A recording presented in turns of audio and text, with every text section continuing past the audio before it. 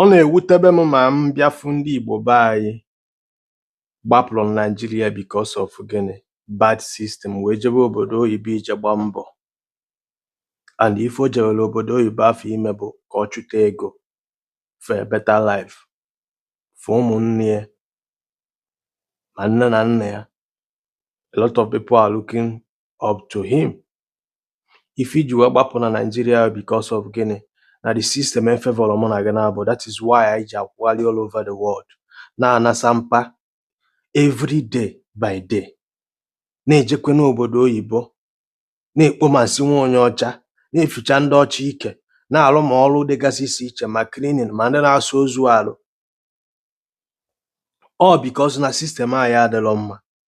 Mana ọ ya abụzi mpụtaluo m na-afụ some certain behavior some of ndị Igbo anyị na-emebe abroad, na-emebe na street. Sometime na-ajụ nwanne m ilele uche gị, ebee ka uche gị dị? Ichefudile maka ife iji maka ya wee pụta this journey.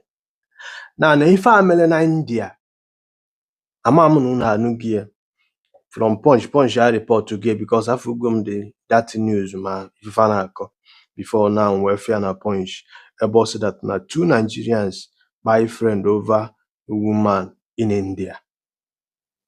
Do you understand me?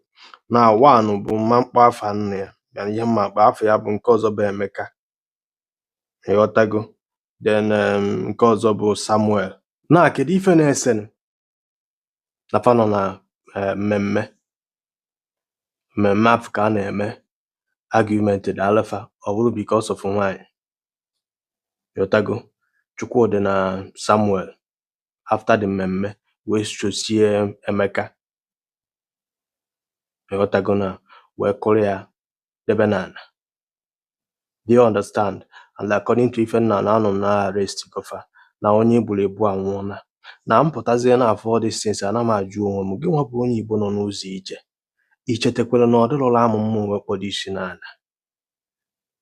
Ichetele ya that na gị nwa pụrụ n'ala Igbo jebe ije o because of gịnị na society anyị dị condemned. N'ife anyị na-achọ ogiri na pasture, then ịrụzie n'obodo ị ga-efocus n'ife iji maka ya wee bịa ọ zụrụ ụba mara ka ị ga-adị ka ibe gị, maka na arịrọ ka ibe na-agụ akwa.